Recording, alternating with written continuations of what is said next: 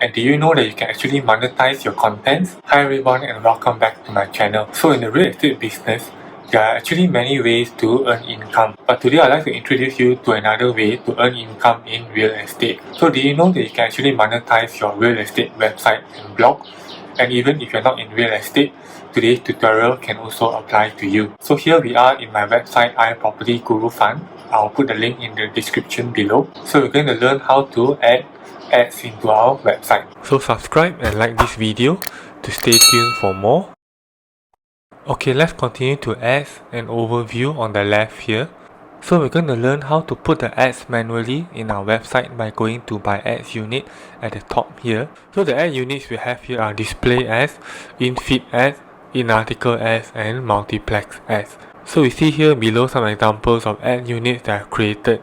We have here like in-feed ad, display ads, in-article ads, and so forth. So now we're going to create a new ad unit for this tutorial. So we're going to create the display ads. So display ads are basically simple picture advertisements. They're in the form of square, horizontal, and vertical. And you can change the ad size from responsive, which means that responsive ads on your site will adapt to your specific page layout. Or you can manually fix the ad size where you can put in the width and the height. But do note that limiting the fixed ad size may limit the number of ads available and can result in lower earnings. And then once you're done, you can name your ads and then click create.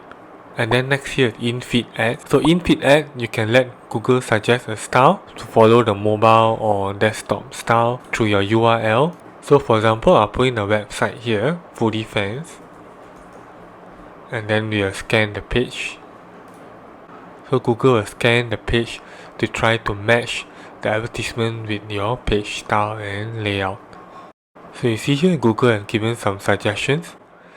So you can see the mobile and the desktop style. So you can click rescan.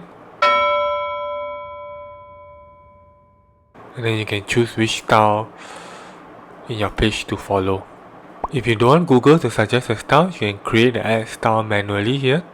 You can choose image above, image on the side, title above, or text only.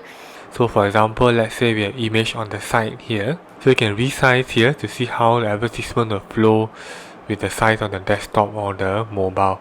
Then we have in-article ads. So in-article ads here can match your site and work well with articles and content pages. And in-article ads are ideally better placed between the contents in your post.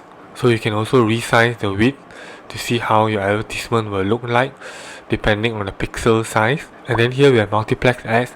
They are grid-based ad unit that shows content recommendation style native ads. So grid-based ads means that there are multiple ads together in one advertisement.